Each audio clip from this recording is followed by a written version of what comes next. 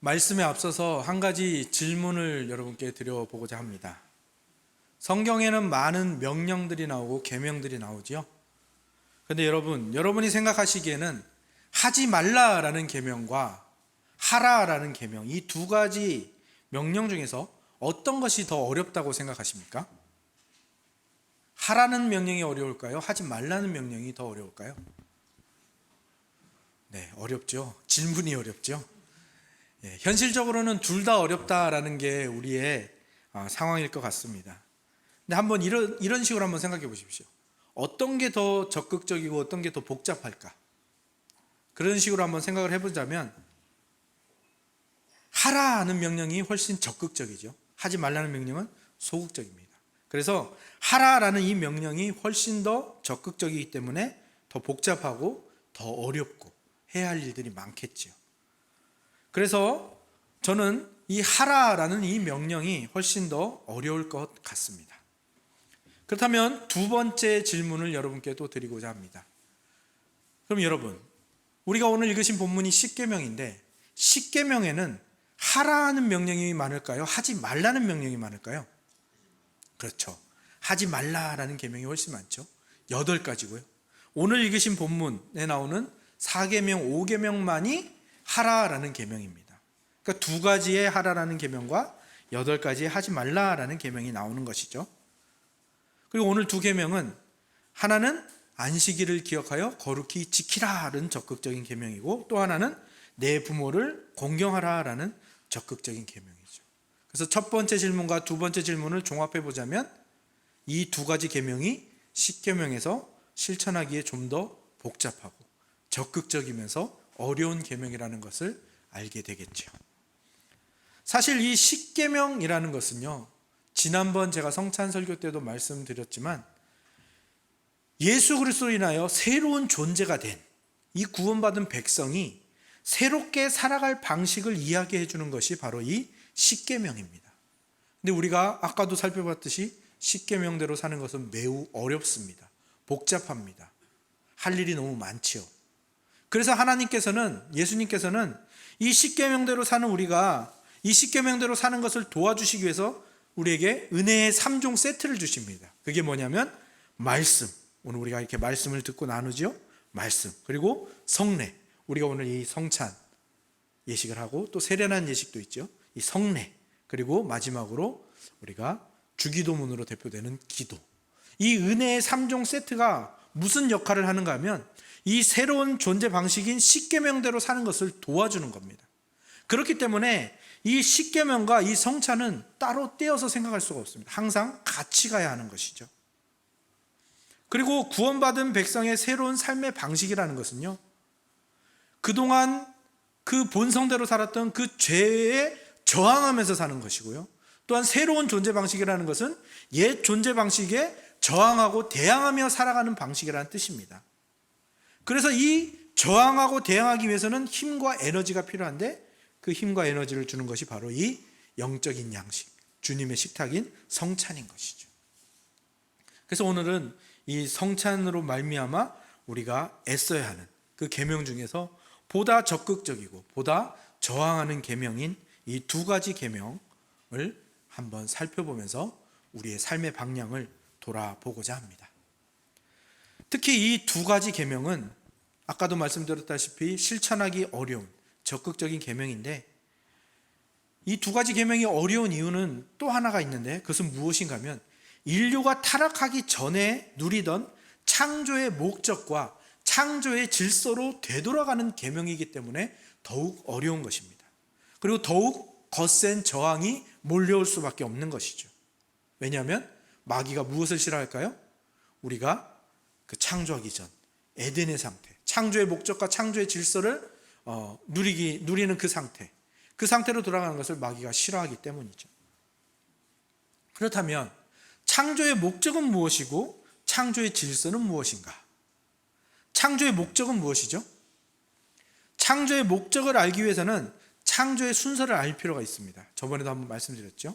맨 마지막에 창조된 존재가 이 창조의 중심이고요, 이 맨 마지막에 창조된 존재인 이 창조의 중심 다음에 무엇을 했느냐를 보면 이 창조의 목적이 나옵니다. 그렇다면 맨 마지막에 창조된 존재가 뭐죠? 사람입니다. 그럼 이 사람을 창조한 다음에 하나님이 무슨 일을 하셨죠? 쉬셨어요. 안식하셨습니다. 그러니까 이 안식에 뭐가 담겨 있는 겁니까? 창조의 목적이 담겨 있는 것이죠. 창조의 목적이 안식이라는 것은 그저 우리가 흔히 이야기하듯이 일하던 거 멈추고 쉬는 거, 이거를 안식이라고 생각하시면 너무 좁은 이해입니다. 안식이라는 것은요, 그렇게 하던 일을 쉬는 것 정도가 아닙니다. 하나님이 6일 동안 창조하시고 너무 힘들어서 7일째 쉬셨을까요? 아니죠. 창조의 목적을 이루기 위해서 이 안식과 쉬는 일을 하신 것인데, 이 안식은 무엇을 위해 존재하는가 하면 바로 창조주이신 하나님과 창조의 중심인 사람이 만나기 위한 것입니다. 그러니까 이 하나님과 사람이 만나는 것이 창조의 목적이라는 것을 알 수가 있죠. 그럼 왜 하나님과 사람이 만나야 됩니까? 하나님 안에만 인간에게 반드시 필요한 생명과 사랑과 진리가 있고요, 우리는 하나님에게서만 이 생명과 사랑과 진리를 얻을 수 있기 때문입니다. 그래서 하나님께서 이 안식을 통하여 우리를 만나주시는 것은 우리에게 뭘 요구하거나 뭘 명령하기 위해서 하시는 것이 아니라 우리에게 생명과 사랑과 진리를 주셔서 우리가 참된 안식과 참된 쉼을 누리면서 하나님 안에서 이렇게 자유롭게 살아가도록 하시기 위한 것이 창조의 목적이고, 그것이 안식에 담겨 있고, 그것이 제4계명 안식일을 기억하여 거룩하게 지키라라는 이 계명에 담겨 있는 것입니다. 창조의 목적을 위한 계명이 바로 이 제4계명인 것이죠. 그렇다면 제5계명은 뭐에 대한 계명이겠습니까? 창조 질서에 대한 계명인 거죠. 창조 질서는 무엇일까요? 하나님께서는 맨 마지막에 창조된 창조의 중심인 인간이 이 세상 모든 것을 다스리도록 하셨습니다. 이름을 지어주고요, 그것을 다스리고 경작하고 그 모든 것을 보호하고 그렇게 관리하게 하셨죠. 그래서 이 세상에서는 인간이 가장 높은 위치에 있다는 것이 이것이 창조 질서입니다. 근데 이 창조 질서는 이것으로 끝이 아니죠. 이 인간을 창조하시고 인간에게 명령을 주시는, 인간을 다스리시는 또 하나의 존재가 계시는데 그분이 누구시죠? 하나님이시다. 그러니까 하나님, 사람, 자연, 이것이 창조 질서이죠. 그런데 이 창조 질서라는 것은요, 우리가 흔히 아는 그런 권위에 가는 것이 아니죠. 억압하고 권위로 누르는 그런 질서를 말하는 것이 아닙니다. 이 창조의 질서는 사랑의 질서입니다. 하나님께서 사랑으로 사람을 창조하셨고, 또 사람을 만나시는 이유가 사랑과 생명과 진리를 주기 위해서 만나시는 것이고, 그리고 이 하나님께 받은 사랑으로 말미암아 사람이 이웃을 사랑하고 다른 지체를 사랑하고 또 사랑으로 이 세상을 다스리고 보호하고 관리해 나가는 것, 이 창조의 질서는 사랑의 질서인 것이죠. 그래서 이 사랑의 질서를 하나님께서 어디에 담아주셨는가 하면 가정에, 그리고 그 가정에서 부모를 공경하라라는 이 5계명에 이 창조의 질서를 담아주신 겁니다. 왜냐하면 인간의 본성대로 행하면, 인간은 조금만 뭔가 남들보다 더 유리한 조건이 있다 그러면 남들을 억압하고 권위로 누르게 돼 있는데, 그러한 본성대로 살지 말고 하나님이 주신 이 사랑의 질서로 살으라라는 것이죠. 그래서 나는 누군가의 사랑의 다스림을 받아야 되는 존재고, 또한 그 사랑으로 또 내가 나중에 부모가 되어서 그 사랑을 또 전하는 존재가 되는 것, 그것을 이 가정에 또 부모를 공경하라는 이 명령에 넣어주신 겁니다. 그래서 1차적으로 하나님의 권위를 받은 하나님의 대리자인 부모를 공경하는 것으로 일상에서 그 창조 질서를 배워가고 가정에서 그 창조 질서를 실천하며 되새기는 그러한 축복을 우리에게 하나님께서 허락하신 것입니다. 그래서 이 제4계명과 5계명을 깊이 살펴보면 내용이 참 좋다라는 것을 느끼게 됩니다. 저도 이것을 연구하면서 굉장히 큰 은혜를 받았는데요. 그리고 언뜻 생각하기에는 근데 생각보다 그렇게 지키기 어렵지 않은 것 같다라는 생각이 들기도 합니다. 하지만 그것은 가정에서는 그럴 수 있습니다. 교회에서는 그럴 수 있는데요. 이제 막상 이 2가지 계명을 가지고 세상으로 나가보면, 믿지 않는 자들 앞에 이 계명을 내놓은 그 순간이 찾아오면 이 계명을 지키는 것이 결코 만만치 않다라는 것을 깨닫게 됩니다.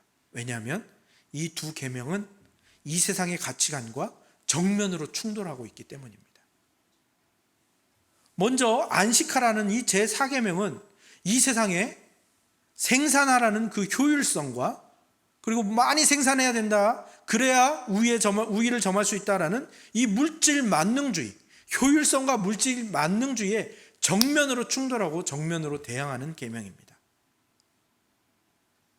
이것이 가장 극명하게 드러난 순간이 어딘가 하면 바로 이스라엘 백성이 노예로 애굽에서 살지 않았습니까? 그때 하나님께서 모세를 보내어 출애굽하시는 그 과정에 적나라하게 드러나죠.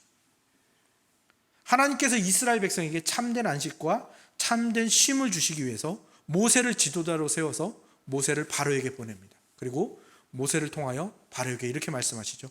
내 백성을 풀어줘라. 내 백성을 광야로 가게 해라. 그때 바로의 반응이 뭐였죠?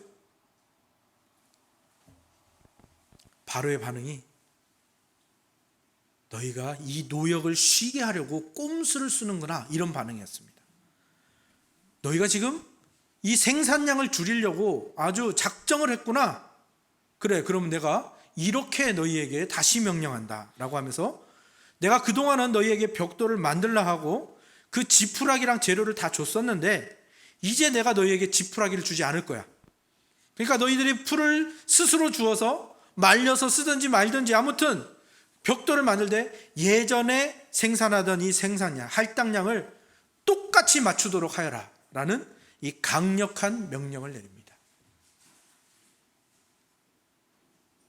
안식하고자 했더니 어떤 반응이 나오는 겁니까? 생산량은 어쩔 건데, 이 할당량은 어쩔 건데. 이게 바로 안식, 기독교의 안식을 대하는 이 세상의 태도인 것입니다. 기독교의 안식은 세상이 보기에 이 세상을 살아가는데 전혀 쓸모없는 것이고요, 생산량과 효율성을 떨어뜨리는 아주 나쁜 것이고 비상식적인 것이라는, 그것이 세상의 태도입니다. 기독교의 주일과 예배를 바라보는 태도가 바로 여기에서 정해지죠. 이번 코로나19 사태 때도 교회가 가장 많이 들었던 말이 무엇입니까?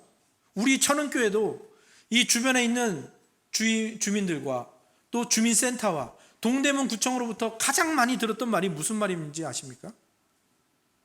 꼭 예배를 드리셔야만 하시겠습니까? 이 시국에, 이 사태에 꼭 예배를 드려야만 합니까? 몇 번이나 들었는지 모릅니다. 이것이 세상이 기독교의 안식과 그 안식에 담겨있는 예배를 바라보는 시각이죠. 세상의 가치관은 절대 이해할 수 없습니다. 우리가 이 안식을 지키고 이 안식을 누리려는 시도가 이 세상의 눈에는 극렬한 저항으로밖에 보이지 않는다는 것입니다. 그래서 이 계명이 지키기가 어려운 것이죠. 다음으로 제5계명, 부모에게 공경하라라는 이 계명은요, 세상에서 유행하는 모든 권위를 깨트리려는 움직임과 또한 잘못된 권위로 다른 사람을 억압하고 지배하려는 이 모든 시도에 정면으로 충돌합니다. 우리가 부모를 공경하는 이유는 무엇입니까? 부모가 존경할 만해서 공경하라고 하는 걸까요? 아닙니다. 부모나 우리나 똑같은 사람입니다. 그래서 처음에는 존경할 만한 부분이 보이더라도 같이 살아보고 같이 부딪히다 보면 그 존경할 거리들이 점점 사라져서 없어지는 게 부모와 자식 간의 관계 아닙니까?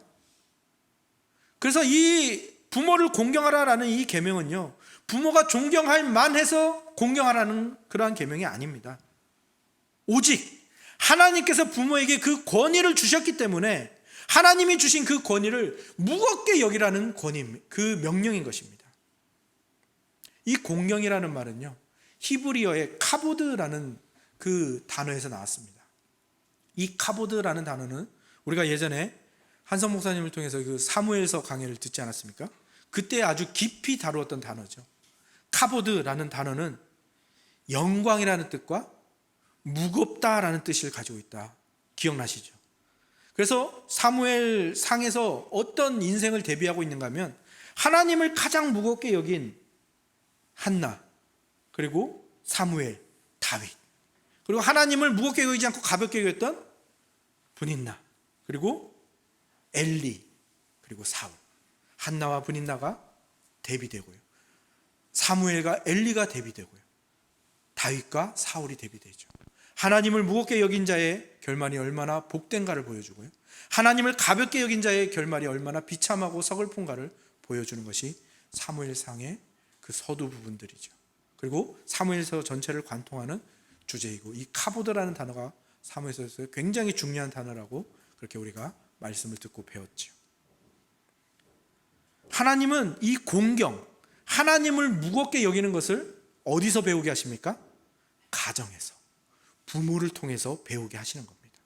그리고 이 하나님을 무겁게 여기는 것이 우리에게 부과된 짐이나 멍해가 아니라 하나님의 사랑에 온전히 반응하는, 그래서 창조 질서를 온전히 누리는 복된 것임을 배우게 하시는데요, 그것을 제5계명, 그리고 가정에서 부모를 통하여 그것을 배우게 하시는 것인데, 이것이 세상의 가치관과 정면으로 충돌한다라는 것이죠. 세상은 그렇지 않지 않습니까? 조그만 힘이나 조그만 권력이나 생기면, 재산만 조금만 많아져도 다른 사람을 압제하고 누르려고 하지요. 지위라는 것이 그 지위에 맞게 행동하려는 것보다는 그 지위를 이용해서 다른 사람을 억압하려는 대로 가는 것, 흔히 우리가 갑질이라고 부르죠. 사실 우리나라를 살펴보면 갑에 해당하는 사람은 별로 없을 것 같은데, 갑질을 행하는 사람은 정말 많지 않습니까? 그것이 이 세상의 가치관입니다. 어떻게든 남을 눌러야 됩니다. 그래서 어떻게든 우위를 점하려고 하고, 어떻게든 남들보다 뭘 하나라도 더 가져서 그 사람을 짓밟아야 내가 산다. 그리고 젊은 세대로 갈수록 어떤 흐름이 있는가 하면 모든 권위를 무시합니다. 그 모든 권위를 무시하는 것에도 이 흐름이 그대로 이어집니다. 왜 권위를 무시해야 되냐? 그래야 자기 권위가 사니까요. 그래야 자기가 살아남을 수 있다고 생각하니까 모든 권위를 무시하는 것이 젊은 세대로 갈수록 그 큰 흐름이죠. 그것이 자유라고 생각하고, 그것이 지식이라고 생각하고, 그것이 자기를 확인하는 것이라고 생각하는 것. 그런 세대와 그런 세상에 살고 있는 우리에게 부모를 공경하고, 나보다 먼저 낳은 자들, 선생이 그런 뜻이죠. 선생이라는, 나보다 먼저 낳은 자들, 하나님께서 권위를 주신 자들을 공경하고 존경하고 복종하는 것, 그 안에서 하나님을 무겁게 여기는 것을 배우라는 바로 이 계명은 아무리 봐도 이 시대에 뒤처지고 이 세상의 시각으로는 어리석은 행동으로밖에 보이지 않게 되는 것이죠. 그래서 이 5계명도 지키기가 매우 어려운 계명이죠. 그러면 하나님께서는 왜 이렇게 지키기 어려운 계명, 그리고 그 지키기 어려운 것이 세상에 저항하는 것으로 비추어져서 이 세상에서 도태되게 하려고 우리에게 이 계명을 주신 것일까요? 그렇지 않죠. 하나님께서는 이 계명에 복을 넣어주셨습니다. 우리가 이 세상에 저항하면서 창조의 목적과 창조의 질서를 찾아가면 그 하나님께서 숨겨놓으신 복을 누릴 수 있도록 그 유익과 그 복을 그 계명 안에 담아주셨고, 우리가 이 계명을 지킴으로 말미암아 우리는 이 세상에 지배를 당하는 것이 아니라 이 세상이 두려워하는 존재가 되어가도록 하나님이 이 모든 것을 마련하신 것이죠. 제주도에 해녀들이 있죠. 해녀들이 자맥질을 해서 깊은 바다에 들어가서 전복을 땁니다. 근데 숙련된 해녀들이 말하기를 전복을 딸 때 주의해야 할 점이 있다고 합니다.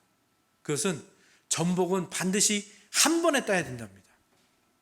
딱 전복이 마음을 놓고 있을 때 칼이나 도구를 살짝 넣어가지고 한 번에 딱 따지 않으면, 그것을 실패해버리면 딱 달라붙은 전복은 그 누구도 떼어낼 수가 없다고 합니다. 학자들은 전복이 이렇게 바위에 강하게 붙는 이유를 그 전복이 오랫동안 파도와 이 바다의 물결에 저항하면서 살아온 결과라고 말을 합니다. 전복이 견디는 그 파도의 힘이 바람으로 따져보면 웬만한 태풍보다 강한 시속 480km 정도의 바람의 힘을 견디는 것과 같다고 하는데요, 엄청난 힘이 전복을 바위에서 떼어내려고 하는데 전복이 거기에서 저항하기 위해서 바위에 딱 붙는 힘이 생기기 시작했고, 그 일들을 반복하면서 이 자연산 전복들이 그 살이 더 쫀득해지고 더 탄탄해지고 그렇게 상등품의 전복이 되어 간다는 것이죠. 하나님께서 이 저항의 계명을 우리에게 주신 이유가 이와 같다고 생각을 합니다. 만약에 이 저항의 계명이 우리에게 주어지지 않았다면 우리는 그저 이 세상의 흐름과 이 세상의 물결에 휩쓸려서 떠내려 가버리고 말았을 것입니다. 왜냐하면 우리의 본성이 그렇거든요. 우리의 본성은 저항하기보다는 좀 더 쉬운 대로, 그리고 그냥 흘러 떠내려가는데 그것을 선택하기가 쉽기 때문이죠.